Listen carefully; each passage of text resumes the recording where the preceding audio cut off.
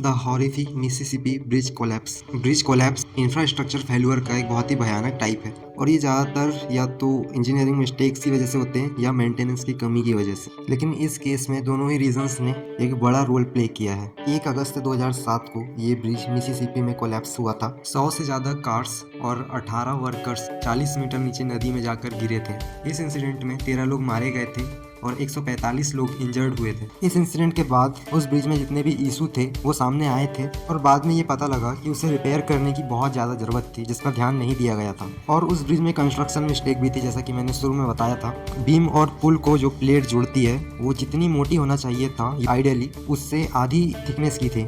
और जिस समय वो ब्रिज कोलैप्स हुआ उस टाइम पर उस ब्रिज के ऊपर 300 टन के कंस्ट्रक्शन इक्विपमेंट थे। स्काई स्क्रैपर जिसने ऑलमोस्ट एक ट्रेजेडी क्रिएट कर दिया था।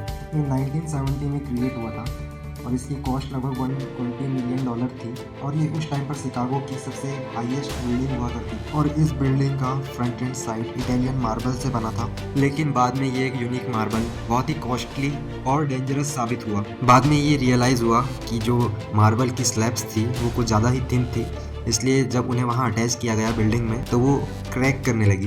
बिल्डिंग की ओपनिंग के कुछ दिनों के बाद ही एक मार्बल का स्लैब उस बिल्डिंग पर लगा हुआ था, वो लूज होकर नीचे गिर गया और जो ब्लॉक नीचे गिरा था उसका वेट 160 किलोग्राम था।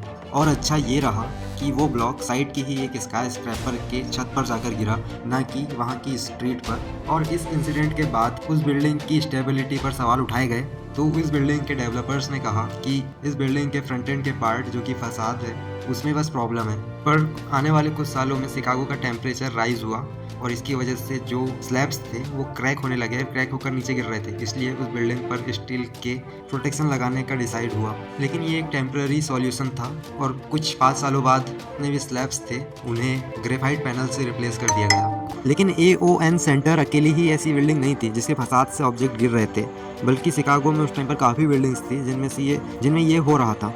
San Francisco radioactive problem. इस शिपयार्ड को सैन फ्रांसिस्को की बिगेस्ट डेवलपमेंट प्रोजेक्ट माना जाता है। और 1945 में जो एटॉमिक बम था लिटिल बॉय जिसने हिरोशिमा पर गिरा था, और उसके बाद की कहानी तो शायद आप सब जानते ही होंगे, तो उसके कंपोनेंट वहीं से इकट्ठे किए गए थे। और ईयर 2000 में अमेरिकन नेवी उस साइट पर से रेडियो एक्टिव वेस्ट को क्लीन करना चाहती थी और उनका प्लान था कि वहाँ पर शिपयार्ड को ट्रांसफॉर्म करेंगे। इस प्लान के अंदर 12,000 नई हाउसिंग यूनिट थी और कुछ ऑफिसेस थे।